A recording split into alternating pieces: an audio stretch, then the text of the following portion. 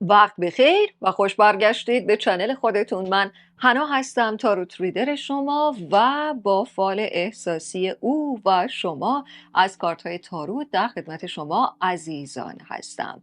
و البته یک دسته کارت انتخابی هست، یکی از اونها در مورد فرد مقابلتون هست و چیزهایی که میتونیم ازش متوجه بشیم، دیگری در مورد خود شماست و اینکه اصلا این انتخاب چطور هست، چطور میتونید این فرد رو بهتر و بیشتر به سمت خودتون جلب و جذب کنید. پس سابسکرایب چنل و لایک ویدیو رو فراموش نکنید تا انرژی خوب خودتون توی فالهای خودتون هم جای بگیرن. بریم به سراغ دسته کارتی که مربوط به کاراکتر عاطفی شماست. تا زمانی که این برگه ها رو برای این فرد یا به نیت این فرد بر میزنم، لطفاً نیت کنید و تمرکز کنید. به اعتراف هایی که دوست دارید بدونید، ذهنیت این فرد، علاقه این فرد، متمرکز بشید. خب این از دست کارتی که مربوط به این شخصیت عاطفی مد نظر شماست. و حالا دست کارتی که مربوط به خود شما هست. تا زمانی که این برگه ها رو برای شما عزیزان، چیزهایی که انتظاراتی که فکر میکنید درست هستن یا درست نیستن در مورد ایشون، نحوه جذبش و در نهایت نتیجه این کانکشن، نیت کنید تا برگه بر بخوره. خب این هم از کارت های دست کارت خود شما. بیایید با هم فال رو شروع کنیم. اول هم از ستونی که مربوط به شخصیت عاطفی شماست. در ابتدا با هم ببینیم که چه دیدگاهی داره، چه فکری داره، چه حسی داره، اصلا چه نیتی داره شخصیت مقابلتون و اینکه چه چیزایی از گذشته الان و حالا میتونن تاثیرگذار باشن بر روی اتفاقات زندگیش، باورهاش، فکرهاش یا علاقمندیهاش. در مورد خود شما از برگه هایی رو میبینیم که به شما فکر کردن لحظه ای نیست که انگار متوقف بشه از سمت فرد مقابلتون، چون یکی از برگه هایی رو میبینیم که از دست خودش عصبانیت رو نشون داده، از دست خودش ناراحتی رو نشون داده. پس میتونه به خاطر یا حرفی باشه که به شما زده و باعث ناراحتیتون شده، مثل خوره الان توی فکرش، توی ذهنش هی اکو میشه، هی تکرار میشه، یا منظور اینه که یه قولی رو، یه حرفی رو به شما گفته بوده که عملی میکنه، ولی الان انگار کیاسی، به هم ریختگی، مشکلی براش پیش اومده، یا در مسیر زندگیش یه سری اتفاقای ناگهانی رخ دادن که نمیتونه اونا رو برآورده کنه و بابت اینکه این حرفها و قولها رو به شما زده بوده، این موضوعات رو به شما گفته بوده ولی نمیتونه عملیشون کنه، انگار تحت فشار هست.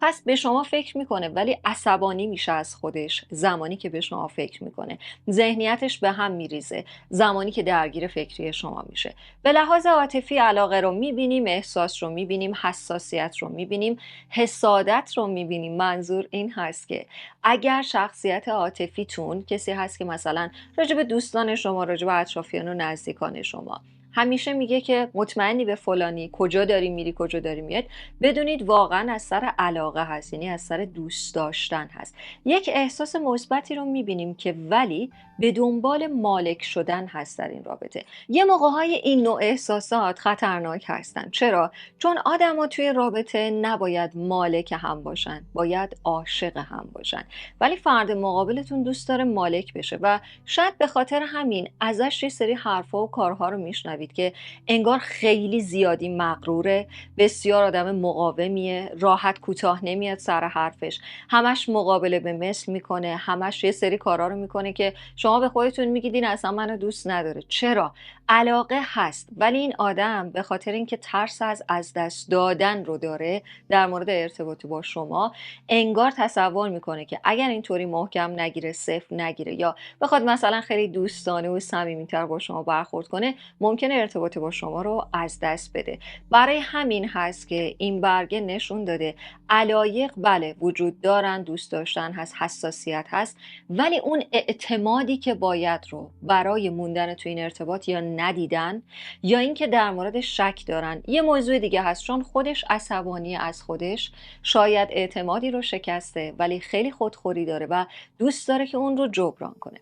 حالا به عنوان چیزایی که از گذشته روی زندگیش تاثیرگذار هستن، بدونید مخالف نظر خیلی از اطرافیانشه، سعی میکنه با اونها مقابله به مثل کنه تا مجبور نشه چیزی که اونا میگن رو انتخاب کنه. حتی اگر یک مسیر ازدواج باشه، حتی اگر یک مسیری باشه، مثلا یک آدمی رو براش معین کردن، کسی رو بهش معرفی کردن، مقابل اون ایستاده و انگار حرفاش همیشه مخالف با اطرافیانش هست. این یعنی آدم فایتریه، آدم جنگجوییه. و یکی از چیزایی که در مورد گذشته باقی مونده، از برگه هایی رو میبینیم که یا پولی رو باید به دست بیاره حتما تا بتونه از فشار اون آدم ها خلاص بشه، رها بشه، مستقل بشه، یا راحت بتونه تصمیم بگیره، یا باید پولی رو پرداخت کنه تا اینکه از شر یک ارتباط اشتباهی از گذشته، چه برای شراکت کار هست، چه برای یک ارتباط عاطفی قدیمی هست، بتونه خلاص بشه، رها بشه، یا به دنبال یک ورقه و مدرکی هست که اگر این کارها رو انجام بده و اگر این چیزها رو به دست بیاره، انگار خیلی اعتماد به نفسش میره بالاتر. الان بیشتر حرفایی که میزنه و مقاومت‌هایی که داره شاید به خاطر اعتماد به نفس پایینشه. یعنی این که مثلا به اطرافیان شما حسودی میکنه، یا مثلا براش عجیبه که شما با دوستاتون خیلی خوب هستید، براش عجیبه که شما چرا به حرف دوستاتون گوش میدید. شما به دوستاتون اطمینان دارید، ولی این آدم به خاطر اینکه اعتماد به نفس و عزت نفس پایینی داره و همه اونها از گذشتهش نشأت گرفته، باید بدونید که انگار نمیتونه فعلا به اطرافیان شما اطمینان کنه. بنابراین ممکنه که الان همین حالا تا 1 یا 2 هفته آینده بحث‌های، چالش‌های یا تکرار یه سری ناراحتی‌های از گذشته اتفاق بیفتن. این به خاطر همین مسائل هست، آدمایی که بهش فشار میارن و این اعتماد به نفس پایینی که در این کارت‌ها وجود داشته. اما بریم به سراغ برگه‌های مربوط به ستون خود شما و اول هم با هم ببینیم که چه فکرایی که شما در مورد این آدم دارید، چه انتظاراتی که شما در مورد این فرد دارید، درست هستن، به جا هستن و کدومی که از اونا نادرست و نابجا هستن. اولا یک فکری که دارید این که این آدم رفیق نیمه راه هست، اینطور نیست. قبلا و در گذشته خیلی از دوستانش شاید رفیق نیمه راه باهاش بودن، به خاطر همین این موضوع رو یاد گرفته که وسط راه آدما رو رها نکنه. برای همین علاقه و دوست داشتن هست، فقط به دنبال اینه که بتونه ثباتی ایجاد کنه. پس این طرز تفکر شما که فکر میکنید وسط راه میخواد بذاره بره، یک وایب منفی رو شاید داره به این ارتباط میده. حتی شاید به شما گفته باشه که برای من تا مثلا وسط سال صبر کن، تا پاییز به من وقت بده. برگه لیبرا هست، یعنی تا پایان مهر شاید از شما مثلا زمانی رو خواسته باشه، یا اصلا از شما بخواد که یک مقداری فاصله بگیرید تا بتونه کارهایی که باید رو راست و ریز کنه، اونها رو انجام بده و بعد قدم بزرگتری برداره. ولی شما یه سری طرز فکر دارید که این داره دروغ میگه، داره پنهانکاری میکنه، یا مثلا داره یه سری چیزا رو از من قایم میکنه. چیزایی هستن در مورد بقیه که نمیخواد شما بدونید که دلتون نشکنه. یعنی آدمهای اطرافش آدمهایی هستن که دل میشکنن. فرد عاطفی شما نمیخواد شما رو با اون افراد مواجه کنه. برای همین هست که شاید از شما وقت بخواد و شما بدبین بشید. اگر قراره به این فرد بدبین بشید، همین بهتر که این رابطه رو متوقف کنید. بدبینی های شما یک سری وایب با انرژی منفی به فرد مقابلتون میده. یعنی شما که به این آدم اطمینان نمی‌کنید، یا همش در فکر این هستید که این داره دروغ میگه، نفر دیگری هست، گزینه دیگری هست، یا آینده دیگری رو میخواد. نه، آدمای دیگه باعث شدن این فرد احساسی شما تصور کنه همه به دنبال یا موقعیتشن، موقعیت این فرد، یا به دنبال محدود کردنشن، یا به دنبال اذیت کردنشن. یعنی اصلا در مورد این آدم ها انگار یک سری تفکر خوب و مثبت نداره. پس این طرز فکر شما اشتباهی که رفیق نیمه راهه. نه، اگر اینو بهش گفتید بدونید خیلی ناراحت شده، هنوز اینو توی ذهن خودش انگار تکرار میکنه. دوم اینکه اگر تصور میکنید فرد عاطفیتون با فرستادن مثلا موزیکی، یه متنی، یه نوشته، یا اشتباه برای شما فرستاده اینو، یا اینکه مثلا معلوم نیست کجا خوشه که اینو بر من فرستاده، اینطور نیست. از برگه هایی رو میبینیم که هر چیزی که این آدم میبینه یا هر متنی که میخونه به لحاظ عاطفی انگار یادآور شما هست، انگار شما رو براش تداعی میکنه. یا اینطوری بهتون بگم، نزدیکترین چیزی که شبیه به عشق تجربه داره میکنه یا تجربه کرده انگار حضور خود شما هست. به خاطر همین کارت نشون داده که اگر شما تصور میکنید این آدم مثلا براتون یک هدیه خریده، یا مثلا براتون یک موزیکی رو فرستاده، براتون یک متنی رو فرستاده، از روی این نیست که مثلا شما بهش اطمینان کنید و این آدم بخواد یه کار منفی رو انجام بده، بخواد سوء استفاده کنه. نه، این موضوع نیست و این طرز فکر شما اشتباه هست. یک طرز فکری دارید البته که درست هست. فرد مقابلتون رو تا حدودی شناختید و میدونید که آدمیه که درسته که دیر و زود بشه حرفش، ولی به قولهاش عمل میکنه. پس بدونید این بدبینی ها رو بهتر هست از ذهنتون، از انتظاراتتون این بدبینی ها رو دور کنید و مطمئن باشید فرد مقابل شما انگار به دنبال برآورده کردن حرفهاش هست. بین اطرافیان و نزدیکانی که داره هم یک شخصیت مرد جوانی هست، شاید از خانواده هست، از همکاران هست، از دوستان هست. مدام در این زمینه یا راهنماییش میکنه یا وایب مثبتی میده. مثلا بهش میگه که آره فلانی رو، یعنی شما رو از دست ندی یا این آدم میتونه آینده خوبی برات بسازه. یا در مورد شما باهاش حرف میزنه و بهش امیدواری میده. شاید به خاطر همین هست که علایق ادامه دارن و خودخوری داره بابت اینکه یه سری از کارها دیر شدن یا یه سری از قولها هنوز انجام نشدن.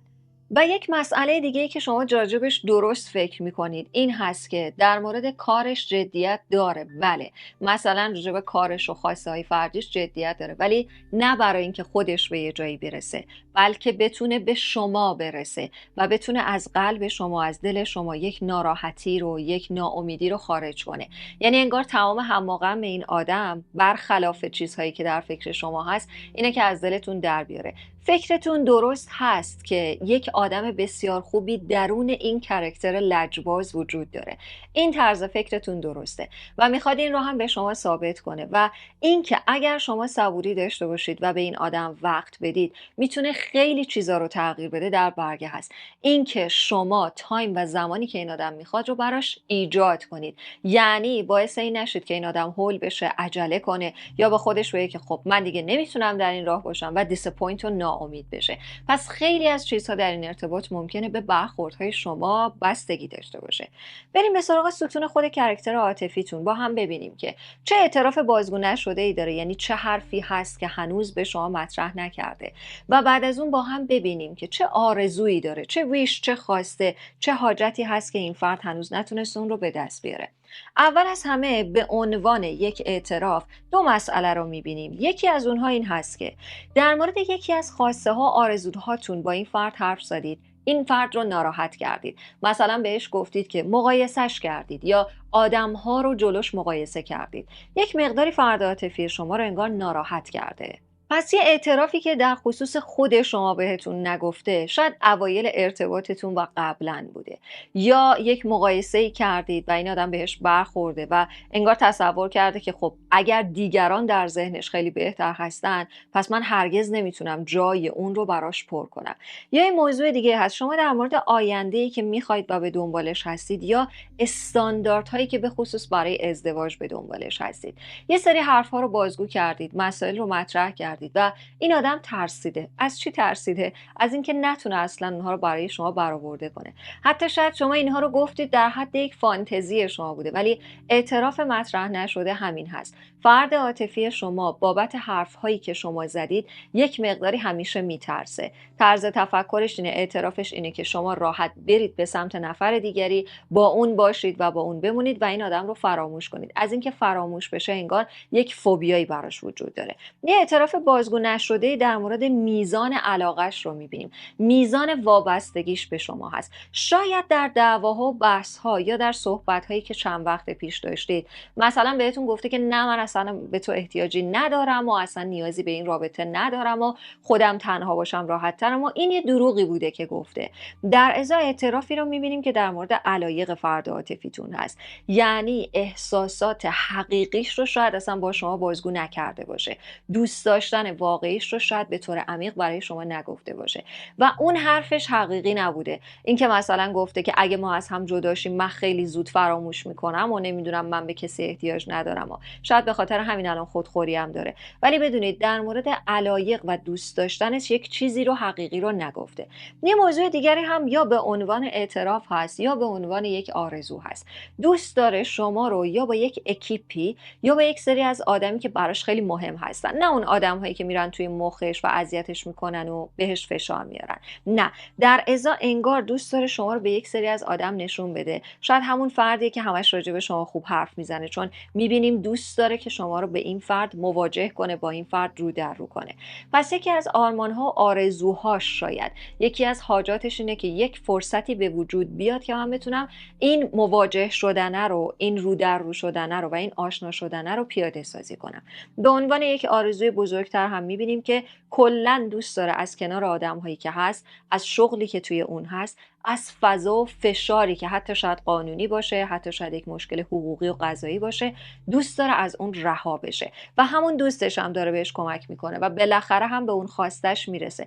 خواسته خیلی بزرگی نیست، برای فرد عاطفی شما خیلی مهمه که بتونه اختیاردار و سکاندار دوباره کشتی زندگیش باشه که الان در کارت هم وجود داشته.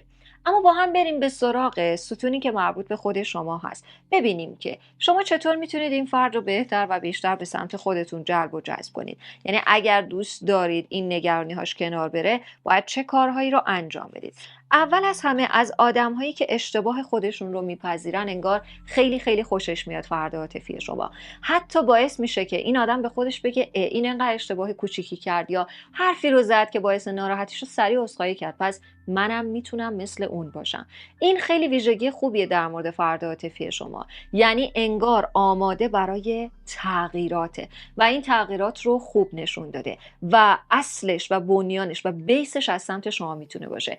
پس یک چیزی که خیلی این وسط مهم هست اینه که اگر شما اشتباهی کردید، اگر مشکلی پیش اومد و شما میدونید که مقصر هستید، همون اول بهش بگید که من فکر کنم زیاده روی کردم، اشتباه کردم، مثلا حرفم هم این نبوده، منظورم مثلا این سه دیگه ای بود. نه که بدترش کنید.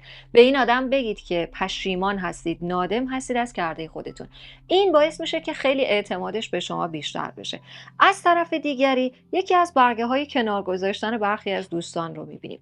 یک یا دو دوست یا یک یا دو فرد در اطرافیان شما که عضو متولدین آب هستن، یا اسندانتشون آب هست یا سانساینشون آب هست، یعنی جزء تیر و آبان و اسفند هستن. این آدم واقعا انگار آدم خوبی نیست در زندگی شما و یکی از چیزهایی که باعث میشه فرد عاطفیتون به سمت شما جلب بشه، به سمت شما نزدیک بشه، کنار گذاشتن ارتباط با این فرد هست. یعنی این نفری رو از دوستانتون اگر کنار بگذارید، بسیاری از یا ترس ها یا بدبینی ها یا این ذهنیت های شلوغ فرد عاطفی شما هم میتونه تموم بشه. پس به عنوان برگه‌ای که میتونه باعث جذب این فرد بشه، این کار رو هم از سمت شما نشون داده. یا اینکه به خاطر فرد عاطفیتون این کار رو بکنید یا اصلا به خاطر خودتون این کار رو بکنید.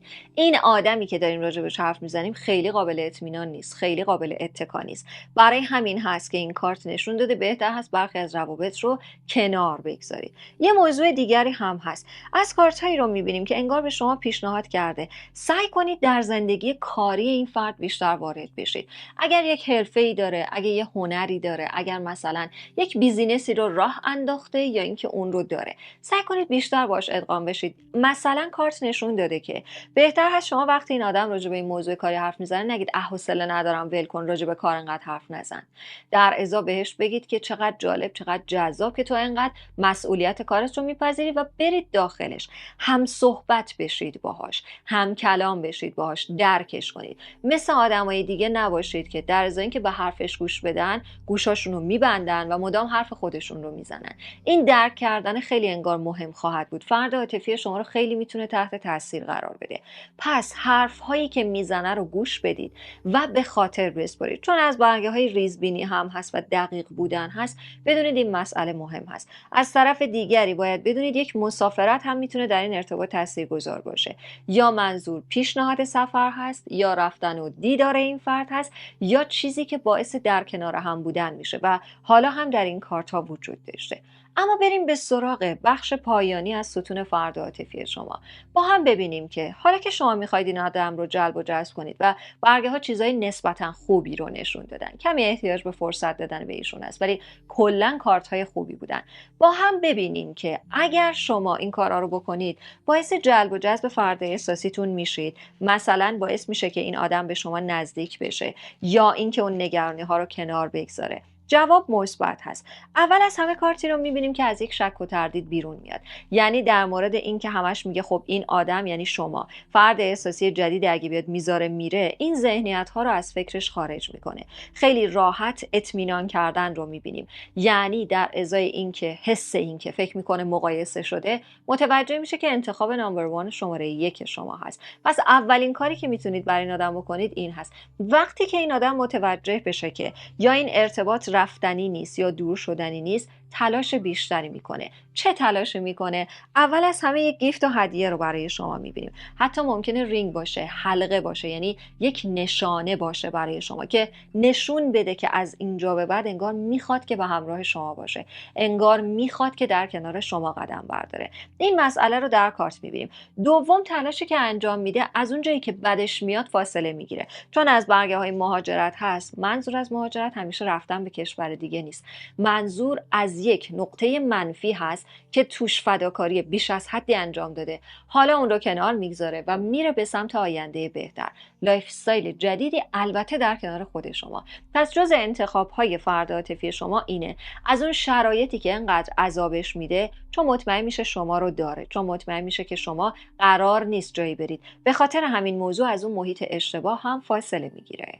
و در نهایت چون آشنا شدن با خانواده هست، قدم‌هایی برای دیدار با خانواده هست یا پذیرفتن خانواده هست، یا شما رو با اون آدم‌های مهمی که میبایست آشنا میکنه، تنها 4 فصل از حالا هست چون بهار سال بعد رو نشون داده، یا منظور اینه که با چرخه‌ای که شما راه میندازید این آدم ورودی رو یا به محیط دوستانه شما داره که دیگه کاری با کسی نداره، به بقیه اطمینان داره، یا شما رو وارد یک فضایی میکنه که احتمال اینکه اون آدم‌های خیلی مهمی که براش هنوز ارزش دارن رو با شما آشنا کنه تا بتونه یک پیوندی رو، یک تعهدی رو داشته باشه هست. پس کارتایی رو می‌بینیم که بله شما میتونید خیلی خوب هم روی این آدم تاثیر بگذارید، به خصوص این که از اون نقطه منفی که عذابش میده، مثل یک فوبیا شده و نمیخواد از اون خارج بشه، در ازا دور میشه و فاصله میگیره، حق خودش رو میگیره، برخورد درست با دیگران رو داره، نمیذاره بقیه کنترلش کنن، که این یعنی مستقل شدنی که شما بیس اساسش رو درست کردید